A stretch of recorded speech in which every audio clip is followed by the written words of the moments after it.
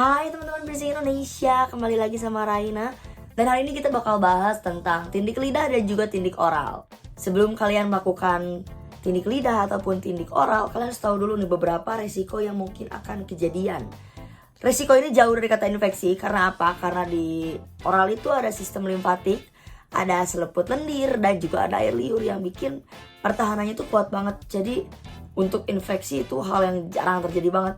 Resikonya ini lebih ke gusi, gigi, dan juga struktur lain dari perhiasan. Contohnya kayak gini, kalau misalnya kalian sering bermain nih sama perhiasan kalian, enamel gigi tuh bisa retak ataupun mengelupas. Terus kalian suka gigit-gigitin perhiasan kalian, itu bisa jadi retakan kecil, lubang kecil di gigi. Dan bahkan takutnya adanya kerusakan di gigi dan gusi yang menyebabkan permanen, kayak misalnya itu tidak beregenerasi lagi. Dan yang paling serius terus menyebabkan permanen adalah kerusakan struktur mulut. Tapi tenang, semua itu bisa nggak terjadi kalau kalian telaten. Kalian harus benar-benar menjalankan praktik sesuai anjuran. Terutama itu adalah memakai ukuran yang pas dan juga tidak memainkan perhiasan. Untuk tindik lidah masa pemulihannya itu adalah 4-8 minggu. Terus untuk perhiasan awalnya itu pakai straight barbell dan juga ketebalan awal perhiasannya itu 14 gauge, 12 gauge, atau kadang-kadang juga ada yang sampai 10 gauge. Untuk ukuran awal perhiasan itu disesuaikan ya dengan anatomi tubuh. Biasanya itu kita pakai 9/16 inch untuk lidah yang tipis, 7/8 inch untuk lidah yang tebal, 3/4 inch itu ukuran yang lazim, dan 11/16 inch adalah ukuran sebagian orang, tapi tidak semua piercer punya karena itu ukurannya tanggung. Untuk penempatan piercing lidah itu paling enak dan nyamannya adalah di tengah-tengah. Tapi kalau misalnya kalian pengen disembunyikan nih, kalian bisa minta dari tengah ke belakang. Tapi jangan terlalu belakang sampai mendekati tenggorokan, karena nggak akan nyaman juga, udah nggak enak lagi dipakainya. Untuk itu kalian bisa tanyain ke piercer kalian cocoknya di mana nih untuk pakai piercing lidah yang tidak terlalu mencolok. Untuk prosedur piercing lidah itu pertama adalah lidah kita dibersihkan dengan oral anti kuman. Udah gitu baru marking, ditandain. Lalu kamu harus minta tisu untuk menahan air liur kamu ataupun handuk kertas. Dan sebelum ditindik, lidah harus dikeringkan dulu. Lalu untuk penindikan akan dibantu dengan forceps. Baru ditindik dari atas ke bawah atau tidak mengurangi kemungkinan juga dari bawah ke atas. Aku punya beberapa trik untuk kalian yang baru aja melakukan piercing lidah. Yang pertama, makannya itu secara perlahan aja dengan gigitan-gigitan kecil. Terus hindari makanan seperti mashed potato ataupun oatmeal. Memang teksturnya lembut tapi itu gampang banget deh nempel atau nyangkut di perhiasan kamu. Mendingan lebih ke smoothie, terus minuman berenergi, es krim, sup, dan sejenisnya itu adalah menu-menu yang paling tepat sih.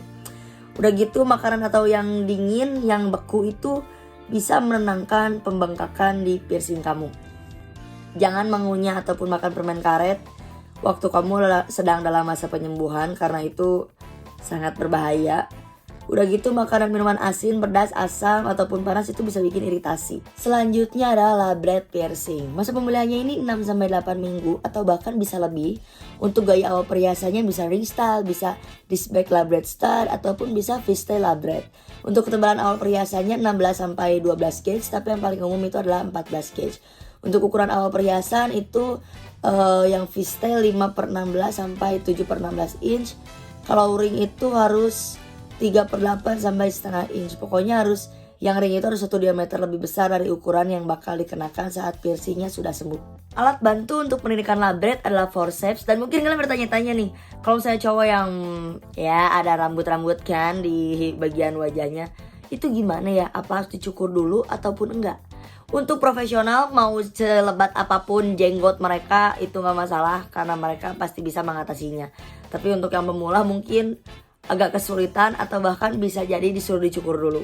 Untuk yang berencana pengen di piercing labret tapi pengen disembunyikan, jangan harap. Karena apa, dalam masa penyembuhan itu gak mungkin banget untuk nyembunyiin piercing labret.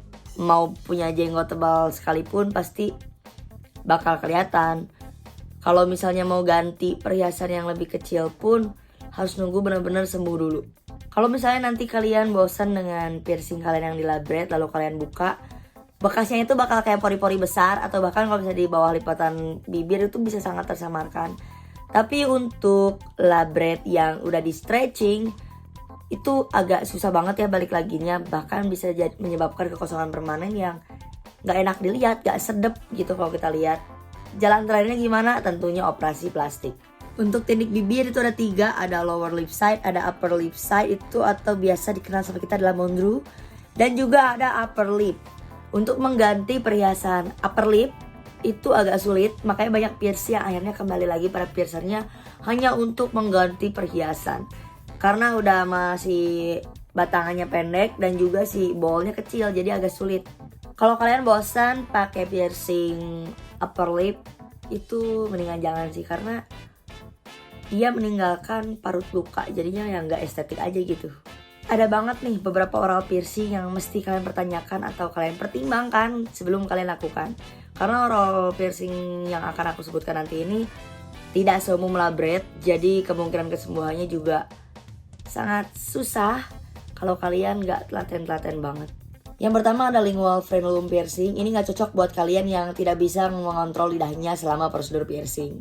Buat tindik smiley and scrumper ini gak cocok banget buat orang yang cuma punya jaringan dagingnya sedikit, karena jelas-jelas pasti ada rejection and migration. Ada juga beberapa jenis tindik oral yang memang tidak saya sarankan. Yang pertama adalah tindik lesung pipi. Ini sangat tidak dianjurkan karena memang sih gemoy gitu ya, gemes kayaknya ditindik di lesung pipi, tapi itu daerah yang paling sensitif. Sensitif banget karena ada saraf, ada pembuluh darah, bahkan ada saluran parotis. Jadi sangat tidak dianjurkan untuk tindik di lesung pipi. Berikut kalau misalnya kalian udah bosan terus kalian buka, itu bakal nyebabin luka yang gak enak dilihat.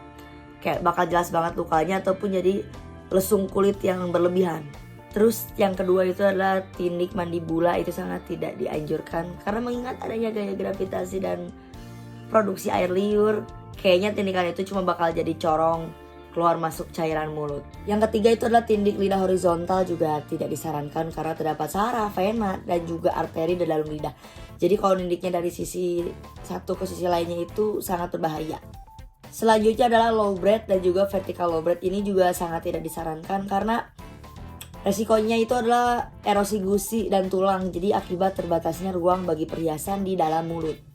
Nah, karena oral piercing itu memiliki tingkat resiko yang berbeda-beda juga, jadi kalian harus berpikir matang-matang dulu nih sebelum melakukan oral piercing. Tapi kalau misalnya anatomi tubuh kamu udah mendukung, piercer kamu memenuhi syarat, dan juga kamu sudah konsisten untuk mengikuti pedoman keamanan, maka ya lakuin aja karena itu bisa meminimalisir resiko yang akan terjadi. Sekian sedikit informasi mengenai tindik lidah dan tindik oral. Saya Raina Isti dan sampai jumpa lagi.